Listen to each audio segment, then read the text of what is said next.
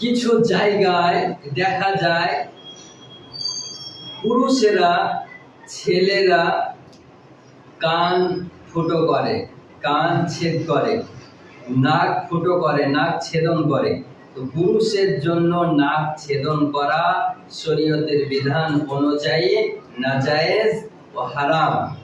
বালি পরিধান করার জন্য কান ছেদন করা যা মহিলাদের অলংকার, পুরুষদের জন্য জায়েজ নয়। ফাতওয়ায়ে শামী ফাসলু ফিল বাই'i 9 খণ্ড 693 পৃষ্ঠার মধ্যে লিপিবদ্ধ রয়েছে। ব্রাদার ইসলাম, এ সম্পর্কে প্রশ্ন হতে পারে যে শিশুদের কান নাক ছেদানো ও গহনা পরানো যাবে কিনা। পুরুষদের নাক কান ছেদন করা এবং তাতে গহনা পরিধান করা নাজায়েজ, চাই সে শিশু হোক কিংবা বড়।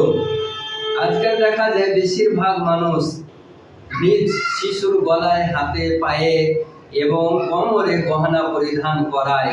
সেই শিশু পুরুষ হোক কিংবা নারী।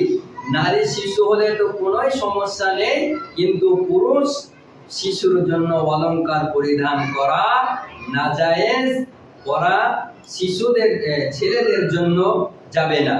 যে পরাবে তার গুনাহ তার উপরে পড়বে এবং যারা এই কর্মে সন্তুষ্ট হবে সবাই গুনাহগার হবে। কানে বালি পরিধান করার জন্য কান ছেদন করা মহিলাদের সৌন্দর্যের অন্তর্ভুক্ত, সুতরাং এটা পুরুষদের জন্য হালাল নয়।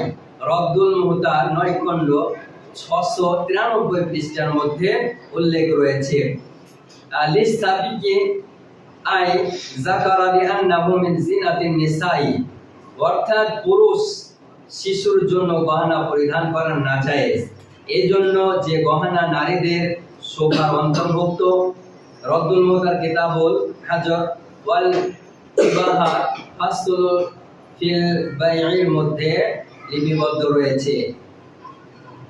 পুরুষ শিশুদের কান ছেদন করা নাজায়েজ এবং তাতে অলংকার পরিধান করা নাজায়েজ। বাহারে শরিয়াত 16 খণ্ড 599 পৃষ্ঠায় জিনাত এর বর্ণনায় লিপিবদ্ধ রয়েছে।